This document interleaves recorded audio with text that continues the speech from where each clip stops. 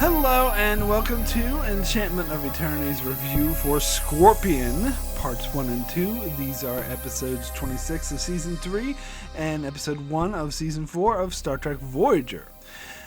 So this video is a part of a series of videos where I review episodes of Star Trek as determined by my Patreon polls. So the episode to win my latest Patreon poll is Scorpion, parts 1 and 2 of Voyager. So Scorpion is the episode where Voyager encounters Borg space when they're trying to figure out how they're going to get by, and they have a dilemma. Should they turn around? They discover that the Borg are in a war and losing a war with a much more powerful species known as species 8472. So Janeway sees this as an opportunity to make an alliance with the Borg in order to defeat 8472, where she believes an even bigger threat to the galaxy, and Chakotay is against this idea, and the two of them wrestle on what to do with this, and they end up making an alliance with the Borg, where they meet a representative of the Borg known as 7 of 9, who comes on Voyager, and they go through with the alliance, and sure enough, 7 of 9 betrays them and tries to take over Voyager and assimilate it for the Borg, but they had a contingency for this and end up injuring 7 of 9 and saving the day. So, Scorpion is probably known as the best of both worlds of Voyager. It is one of the most popular episodes of Voyager, just like Best of Both Worlds is on Next Generation. And of course, it is also the third season finale cliffhanger that goes into the fourth season. And it, of course, involves the Borg. However, all that being said, I think that's where the similarities between the episodes end. I think, in fact, watching this episode again, I saw it was very clear how different they went with the Borg as compared to Best of Both Worlds. And I think this is probably one of the most different from the Best of Both Worlds that any sort of Borg, especially the more epic Borg, shows have been. Because, I mean, the more dramatic one, sure, is different. Like you have Borg or over Next Generation or Drone over in Voyager. Those are the more dramatic routes. But whenever they take a more action-packed base of Borg, they tend to, and I'm including First Contact in this, they tend to just kind of replicate what the Best of Both Worlds did. Whereas Scorpion, I think, is the most unique. Because they take it from a totally different direction. It's not the Borg trying to defeat the Federation or trying to assimilate Earth, which is a cliche that unfortunately Voyager fell into in later seasons, even though they're in the Delta Quadrant.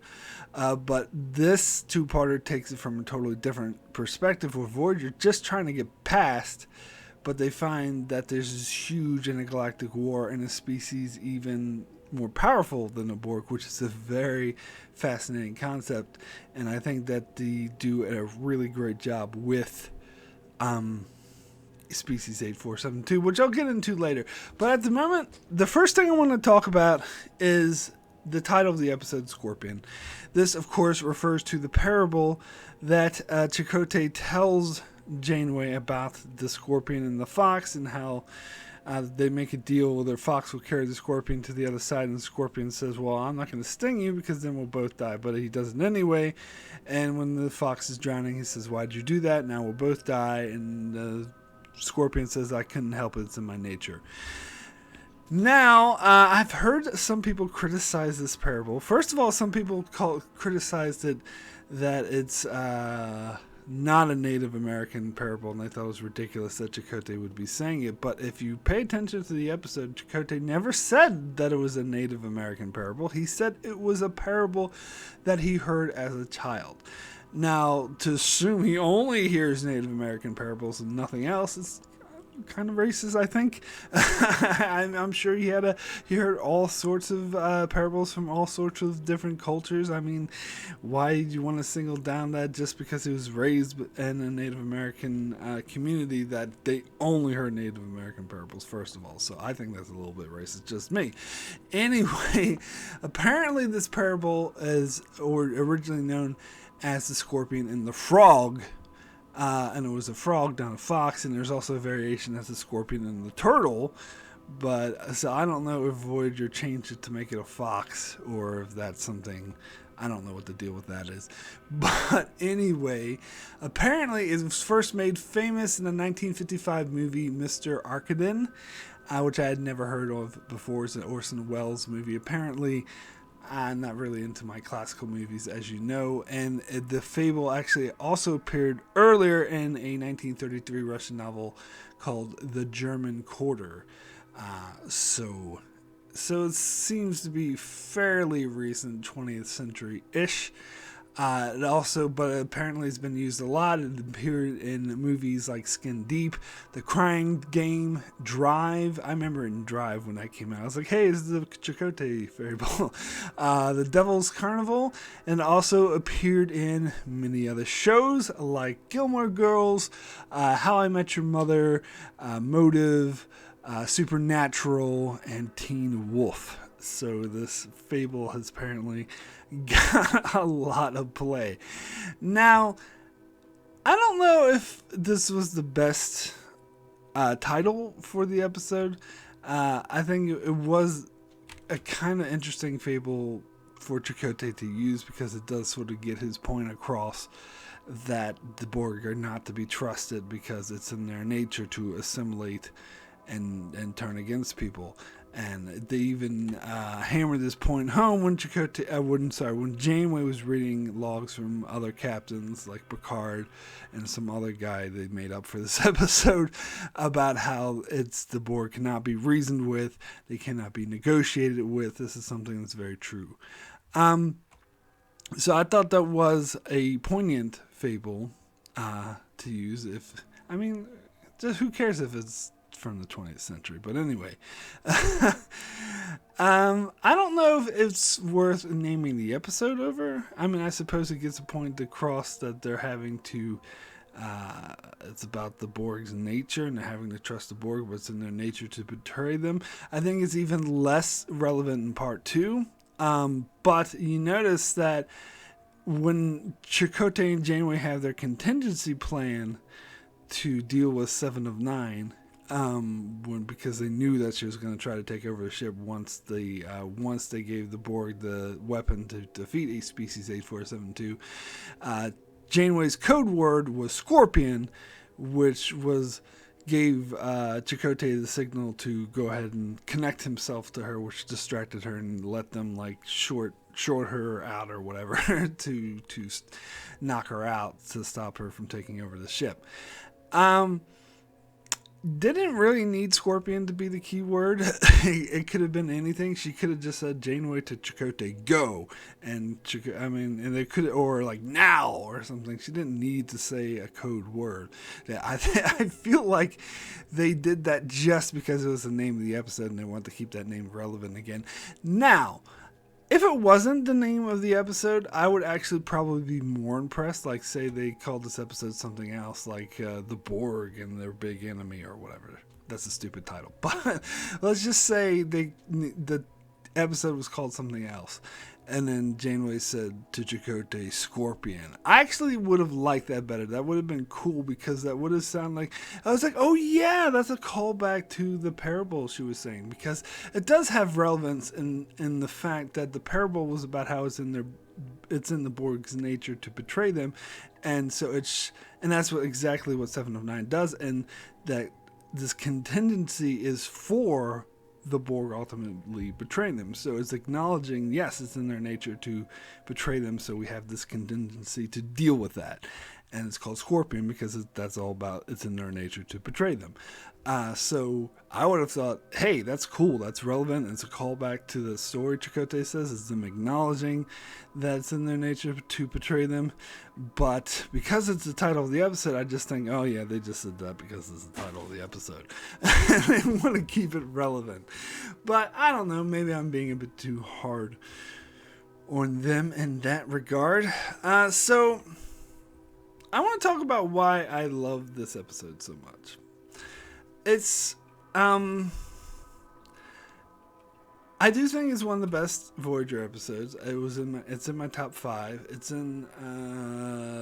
number 2, like parts 1 and 2 or 2 and 3 on IMDb. And I actually rated this episode higher than Best of Both Worlds. You know me, I'm not as big on Best of Both Worlds as many other people are, so I know some people, because I do know this episode was trying to recapture the magic of Best of Both Worlds, but as I said, I think it differentiates itself from it, where it doesn't feel like it's doing the same thing, because Best of Both Worlds is all about how humanity is doomed and it's on the brink and everyone thinks that doomsday is coming, which is an interesting concept, but this plays a totally different spin on it, and I feel like it's more character based, because it's all about Voyager and how they will get home and how far will they go to get home. Now I think that this all boils down to one conversation between Janeway and Chakotay, and that's another thing I love. I think this is the best episode as far as the Janeway-Chakotay relationship goes, and that's why I love what I love. I mean, some of the minor characters like Tom Paris and B'Elanna and Harry Kim don't really get much play, but I would say that overall this is kind of the best episode as the characters go. Like, it really feels like an ensemble crew of Voyager, which is something I think they definitely lost in the later seasons. But particularly the Janeway-Chakotay relationship. In fact, I might go as far as to say this is Chakotay's best episode, because they really didn't know what to do with Chakotay in the later seasons, and he became like a cardboard cutout typical first officer who just, was being first officer guy, enacting the rules of the commands of Chakotay, and not really having his own personality or his own character actions. You didn't care about his relationship with Janeway as much, and don't even get me started on that whole Chakotay 709 bullshit that they did in the finale. So, and I think before this point, they kind of were on and off with their use of Chakotay. Sometimes it worked, sometimes it didn't. The whole Seska thing was, sometimes it worked, sometimes it didn't. Sometimes they had episodes like Tattoo, which was kind of stupid, and sometimes they did work. But here, I think, is the best use of Chakotay.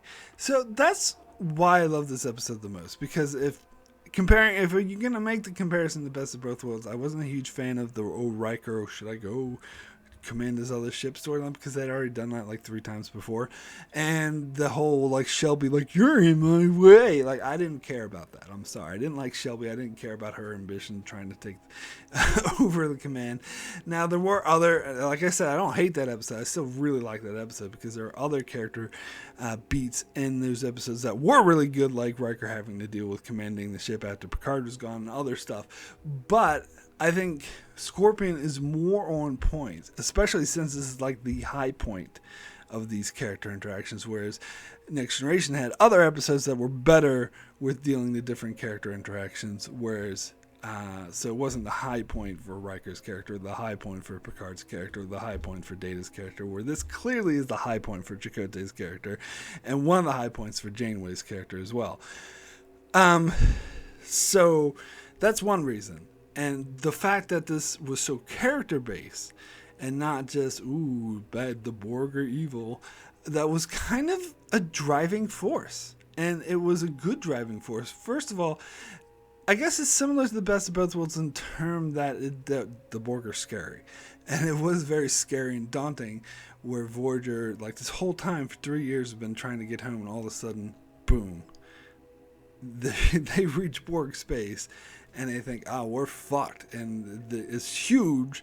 So in order to go around it would add like decades to their journey. And so they're faced with a dilemma. Now, I sort of sidebarred, so let me get back to this conversation between Chakotay and Janeway, because this is at the heart of the episode. When Janeway first revealed her plan to work with the Borg, this conversation between... and again, it's such an interesting concept that the two of them can't agree on this, because they pretty much agreed on everything before. And so Janeway's plan is to make an alliance with the Borg to defeat species AC-472, but Chakotay brings up, well, you're just being selfish, because you're giving the Borg are a huge menacing threat who terrorize the Delta Quadrant, even terrorize Earth. and that she is they're on the brink of destruction, and she is giving them the edge to come away from that. So she is giving them their edge to survive, which is actually, this dilemma will come back later for the season finale. I believe is called Hope and Fear. And where this other alien kind of makes the same point that Chakotay is making right here. But I actually disagree with Chakotay, and I side more with Janeway. I think Janeway's seeing the bigger picture here, because Chakotay is like, look, we can just turn around and we'll find another way home and everything will be fine. And Janeway's kind of argument to that was, well, maybe we'll find something else. Maybe we'll find that species 842 is conquering the galaxy, and we would have lost our chance to defeat them.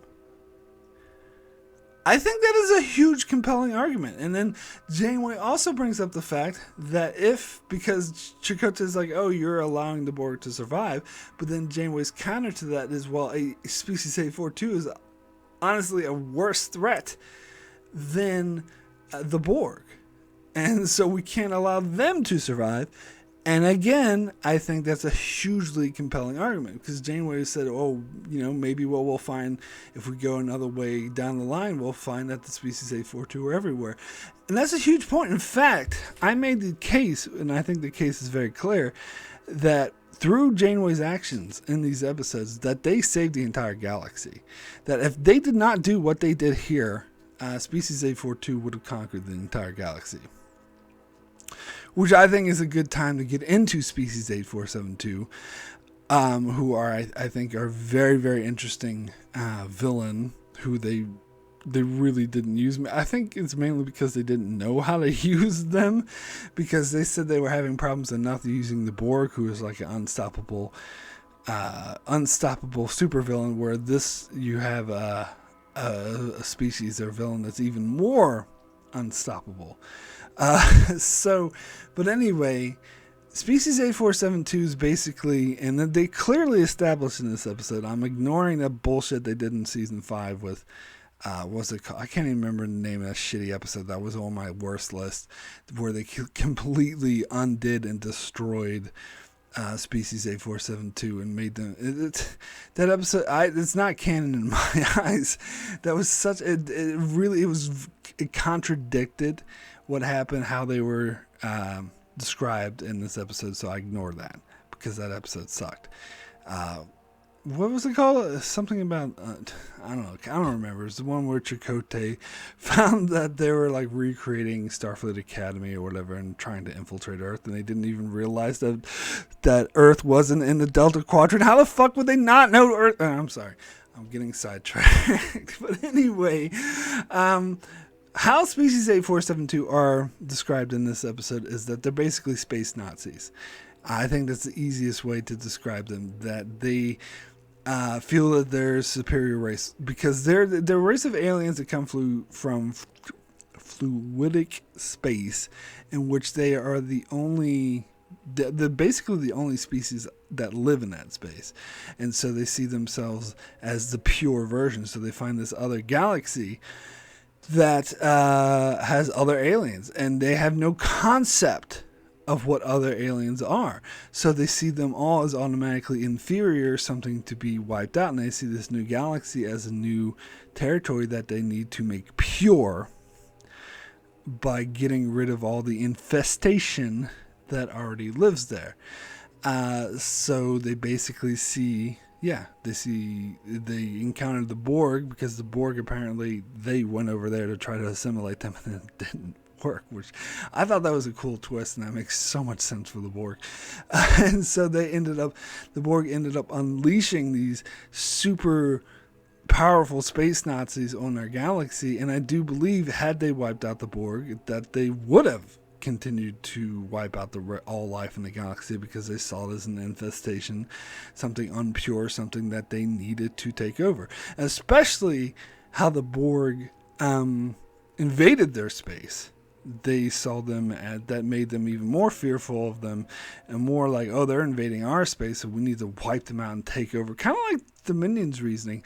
The reason why the Dominion wanted to take over the Alpha Quadrant and take over the galaxy is because the changelings had been persecuted and hunted down, and so they feel like they need to conquer everything and control it in order to prevent themselves from being hurt, which is basically Species 8472. Oh, these assholes invaded our space and tried to kill us, so we're going to invade their space and wipe them out. And they don't really make the distinction between the Borg and other species of the Delta Quadrant. They see them all as impure and all as something to be wiped out. And they had their own king with their own little catchphrase.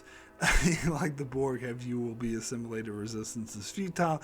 Species of 8472. I can't even remember what the catchphrase is, because it's only used in this episode, which is a shame that they didn't. Something like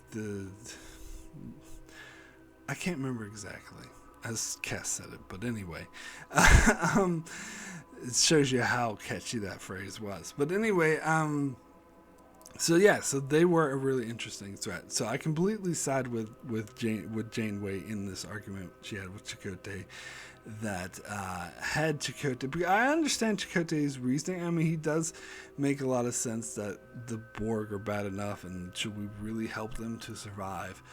But Janeway's counter, and this is actually reinforced as the two-parter get on. Like, the more they learned about Species 8472, the more they learned that there would actually be much worse for the galaxy than the Borg, which I think was a pretty cool size. So that's why by the time we got to the season 4 finale, Hope and Fear, and that guy was like wanted to kill Janeway, and like, you're the one who made an alliance with the Borg. You just did just so you could go home. You didn't care that we got assimilated. Hey, asshole! Your entire fucking planet would have been destroyed by Species 8472 if it wasn't for Janeway, so fuck off. Of course, I'm sure he didn't know that. He didn't see the whole picture, but that's true. Like, so I think his anger was out of ignorance,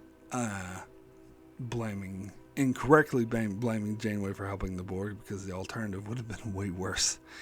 And it wasn't really about Janeway wanting to get home.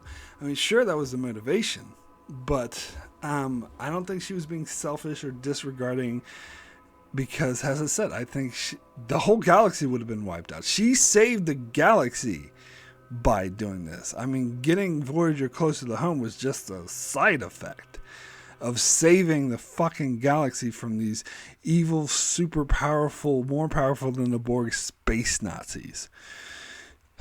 But anyway, it is a shame that we didn't get more of Species 8472, because they were of it. But we can't now, because that one episode, the season 5 episode, totally destroyed them and ruined them. So they would have to pretend that episode didn't exist. But anyway, I don't think they would ever plan on bringing them back anyway. But I think they should have, because this would have been an interesting long term.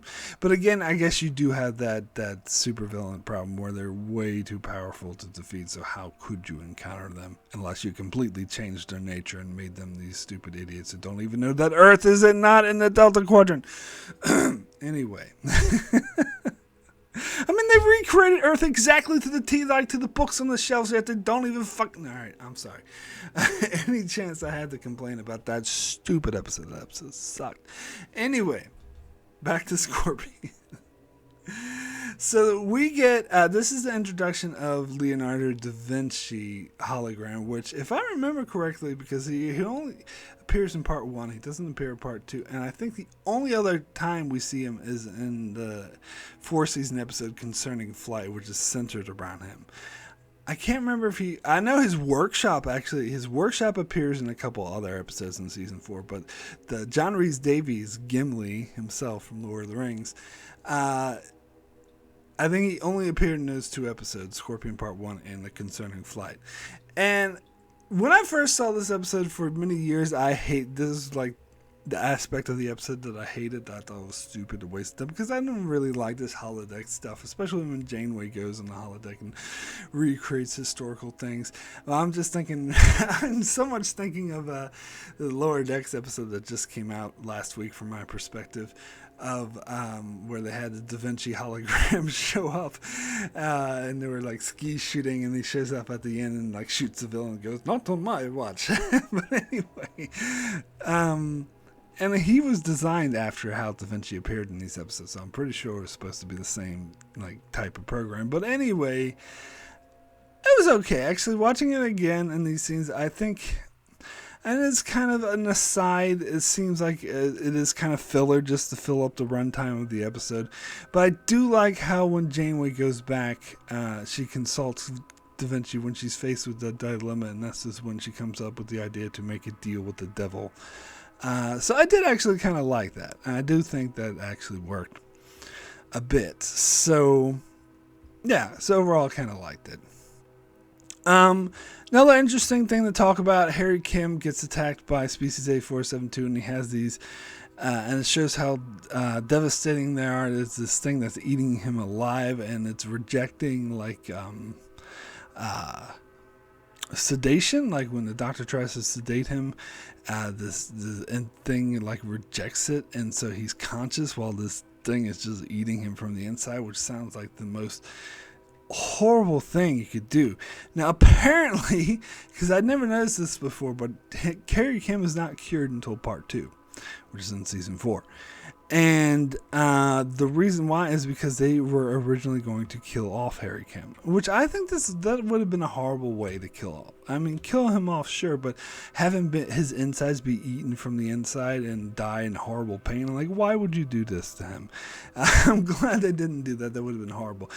But as you know, Kes leaves the show in season 4, but originally it was going to be Harry Kim, apparently. And I heard this rumor. I'm not sure how accurate it is. I think it's maybe only partially true, or if it's true at all. But there was a rumor that the reason why Rick Berman changed his mind that it'd be Kes, not Harry Kim, is because the TV Guide did this article of like the sexiest men on television, and Garrett Wang, Harry Kim, made the list. So like, wow, if he's one of the sexiest men on television, we can't get rid of him. Which I wouldn't put it past Rick Berman, but as I said, I'm sure that was only part of the play. Honestly, and this is from my perspective, I'm very happy that they got rid of Kes and not Kim. I think Kes makes a lot more sense because and I talked about this in my review of season 3 of Voyager, which, as much praise as I'm heaping on this episode, I actually really hated season 3 of Voyager. I say it's the clear worst season of Voyager, and it's one of the worst seasons of all the whole Star Trek franchise. This episode notwithstanding. In fact, the last couple episodes of season 3 were actually good. I think they got their shit together towards the end of season 3, but like the first 2/3 of season 3 is like a fucking disaster. Like they clearly had no idea what the hell they were doing, and they were shooting first drafts, and the writer's room was in disarray because they fired people at the last second, and it was just a disaster. But I don't count this episode as part of that because they clearly got their shit together. So anyway, but because of that, they completely ruined Kes's character, and I talked about this. They made her try to turn her into a sex symbol. They got away from her being like Tuvok's telepathic mentor, and they broke her and Neelix up, which I know a lot of people hated her and Neelix together. I'm not one of them. I think their relationship really worked. Sue me. But I mean, break them up if you have to, but they did it in the most like nonsensical way too. So I think just so she could go off and have flings with these hot guys, and then they have everyone lusting after her. The Doctor lusted after her. Tom Paris lusted. I mean, what the fuck? They completely ruined. And don't get me started on that fucking before and after episode that showed her like getting married to Tom Paris and having a baby who didn't marry Harry Kim. That was the dumbest soap operas bullshit I've ever seen. But anyway, point is, they completely ruined her character in season 3. So I think she was the clear choice to go. I mean, I think if they worked hard, they could have saved her character because she actually worked in this 2-parter and the subsequent episode, The Gift, in which is the episode she left the show. she actually was used really well.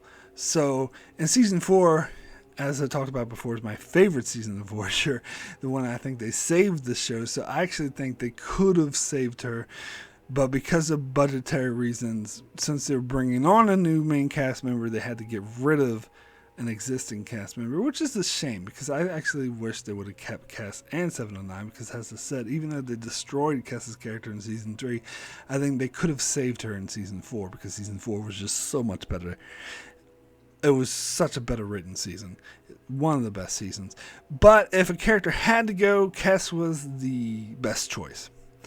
I'll put it that way. And not Harry Kim. Like, Harry Kim was a great character. Garrett Wong was a great actor. They just didn't know how to write for him. They just continually did a shitty job writing for him. So I'm glad they did. But I'm glad they didn't get rid of Harry Kim. I would have much rather they get rid of Cass. Yeah. So, all right. So let's, yeah, I do love this episode. As I say, it's it's in my top 10 Voyager episodes, of all time, but I still wish they did the Year of Hell, because their original plan for season 4 was to do the Year of Hell and do it as a full year, not just 1 2-parter, is to have the whole year. And I assume in this scenario that they wouldn't reset the timeline, that the year that they went through would have lasting consequences, because it was hinted at in the aforementioned before and after episode. The only good thing about that episode. But earlier in the year is when they decided to bring the Borg onto Voyager to try to spice things up and entice people back into the show. And they did the episode Unity, which I actually liked. I actually think it's a good episode, but it disappointed a lot of people because it didn't. The Borg weren't really the big villains or bad guys. It was kind of just an aside. It was a lot of people saw it as a cop out. Because it wasn't really about the Borg. It was about this, these former Borg who were on this planet and whatever. Which they did a nice callback to in this episode, because Chakotay mentioned how he was connected to a collective before, and he used that against 7 of 9 to connect with her the same way he connected with other people. So that was nice. But anyway, a lot of people didn't like that episode, so they were like, we need to do the Borg right and give people what they want, a better, more exciting Borg episode. So they decided to do this 2-parter instead of the Year of Hell, and they decided to focus on 7 of 9 as a new character for season 4 rather than the Year of Hell. And of course, the fact that they got rid of Cass and introduced 7 of 9 changed the concept of the Year of Hell, where it didn't really match up with what we saw in before and after, because Cass was the main character and she's not there. But anyway, as much as I love this 2-parter, as much as I love a lot of the Borg episodes they did in season 4, like Ravens, one of my favorite episodes, and Prey, which is the only decent follow-up anyway to Species 8472 that we got, which is another one of my favorite episodes. Even though I like all that, I still would have preferred to see the Year of Hell, because that's something they wouldn't do until Star Trek Enterprise Season 3, of having a serialized season-long story arc. And I think that would have been a really good one, too, that the Voyager was falling apart in constant attack of the species. They could have had some really great long-term character arcs. But again, Rick Berman, of course, rejected this because he's very much against serialization. The asshole. So, I mean, not that I'm upset with what we got in season 4, because as I said, season 4 is the best season of Voyager and one of the best seasons of the entire Star Trek franchise. So I can't complain too loudly about it. And plus, this episode is one of the best episodes of Voyager. So again, it's not like we got shit, but I still would have loved to see the Year of Hell. So, apparently they had decided before writing part 1, it was already set in stone that they would introduce 7 of 9. In fact, originally they were going to introduce her in part 1, but they decided that they, rather than having to rush writing and casting the character, they wanted to spend all summer looking for the right part, which seeing as they came across Jerry Ryan, who is an amazing actress, I think a lot of people focus too much. And yes, obviously they hired her partly for sex appeal, and they put her in that tight catsuit, which I think is stupid and ridiculous. But it annoys, and I actually find it a bit sexist, to be honest, when people dismiss Jerry Ryan because, oh, she's just a hot chick. Oh, you only like her because she's hot. I think that's sexist towards her acting abilities, which is actually really, really good. And to be fair, I don't give a fuck about her boobs. I don't care how hot she is. I care how well written her character is, and I care how great of an actress is. And I think to dismiss her and downplay her just because she has sex appeal is sexist. I think it is. I put her, when I did a top 10 best actors of Star Trek, I put her in my top 10, and I had other people saying, oh, why you put Jerry Ryan in there? Oh, you just like her because she's sexy. I think that's sexist. I do. But anyway, I think that's very dismissive of her great acting abilities. But, like, in this episode, she does a pretty great job.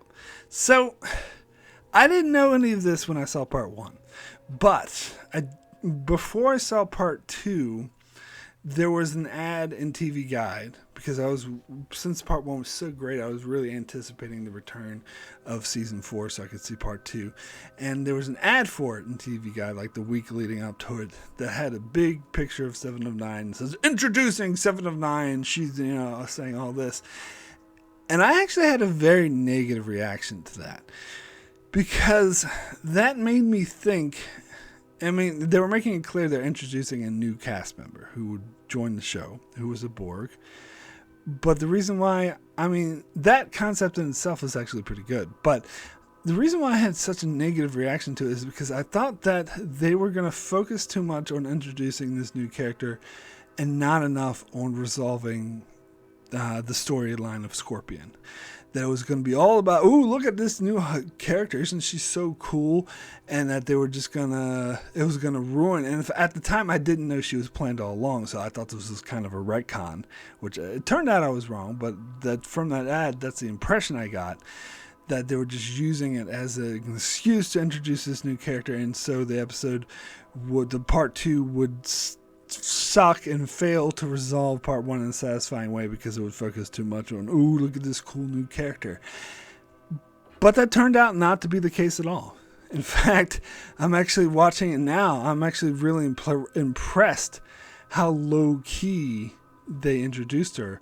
I mean, the only thing that I think made it obvious that, ooh, look at this cool new character, it was the first shot she was in when Janeway and Tuvok were going to be assimilated, and Janeway's like, insist that they choose a representative similar to what they did with Locutus. And she said, choose a representative or the deal's off. And then so this door opens to another room, and you have all the steam and smoke looking like a rock star. This 7-9 steps out going, state your intentions.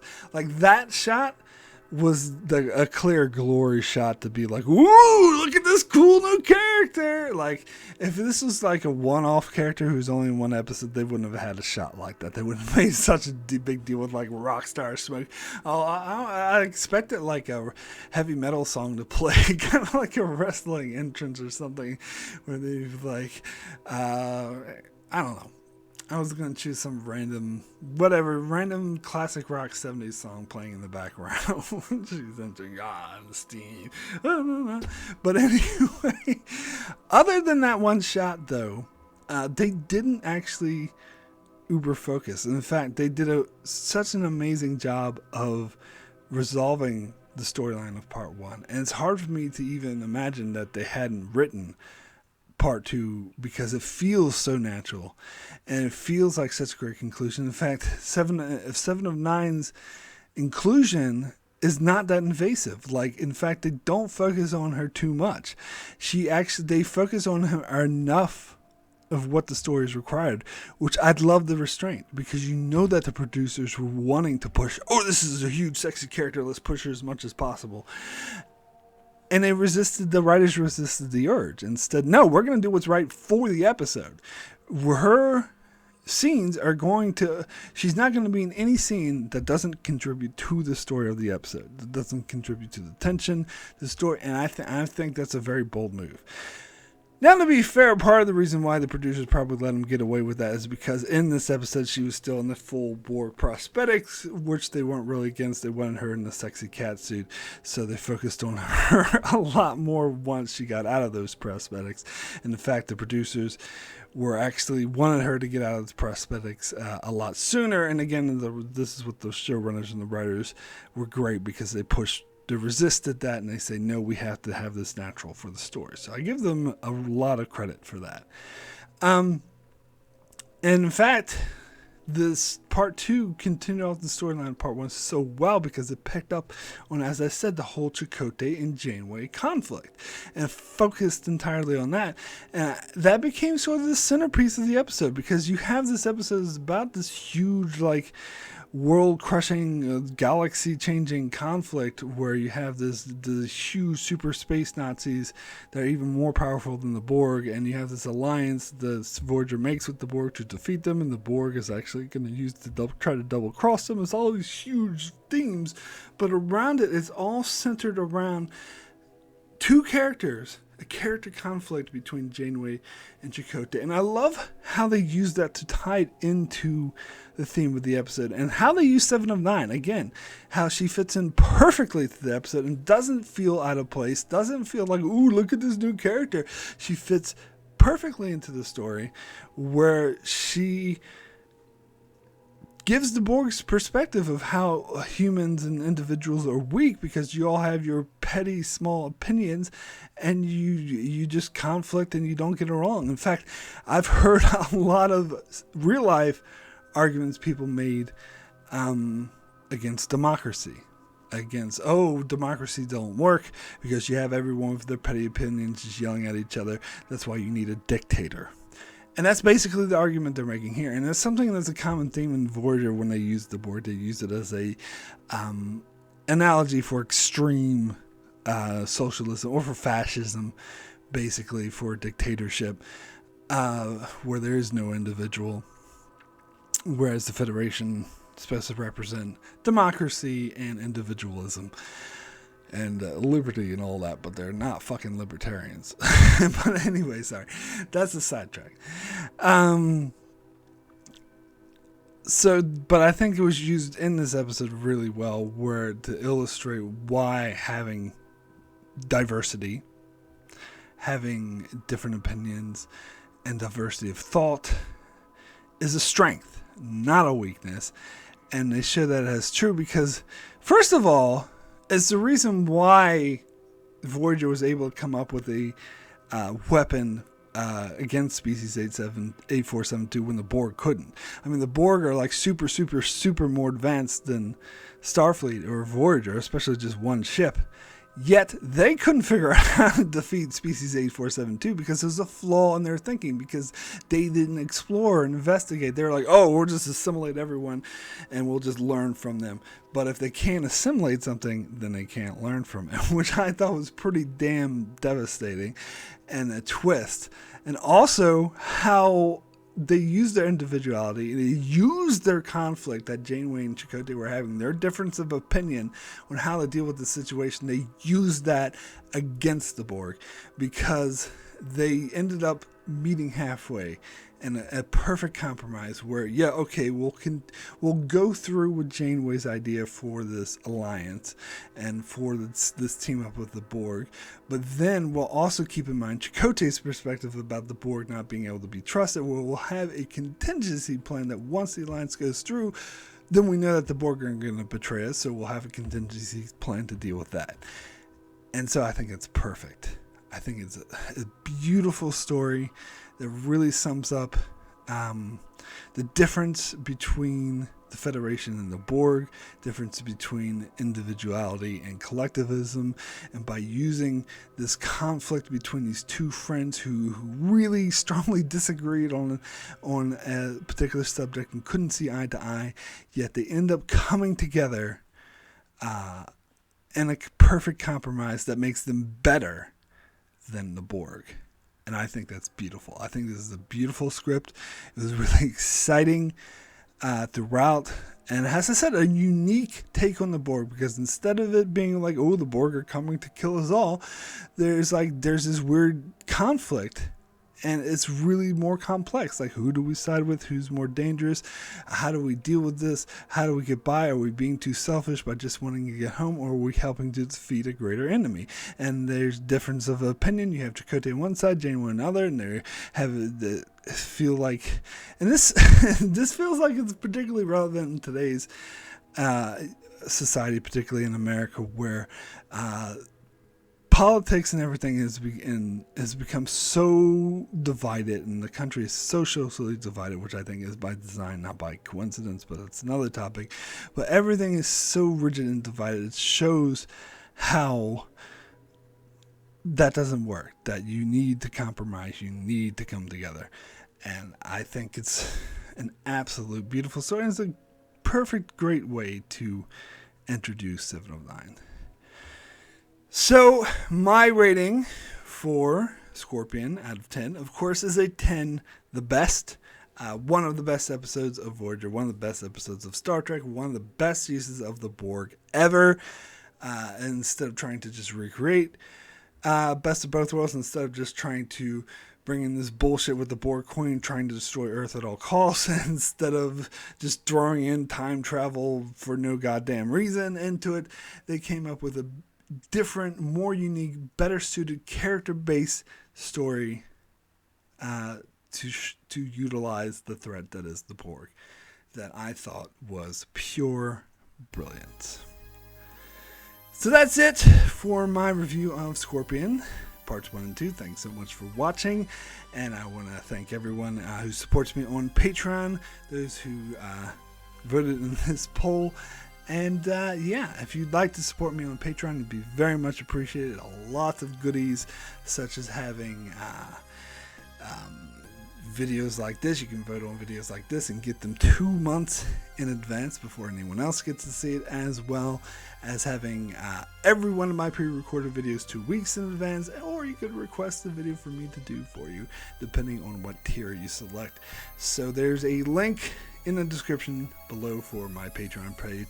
If you can, and if you would really appreciate what I do, I would really appreciate it if you showed that. So that would be very much appreciated. Thank you so much.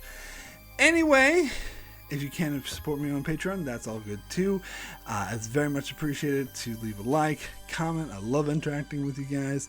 And subscribe if you're not subscribed already for more videos, as I cover many other Star Trek videos, as well as covering many other shows on my channel. So be sure to subscribe so you can keep up with all of that. And thanks a lot for watching.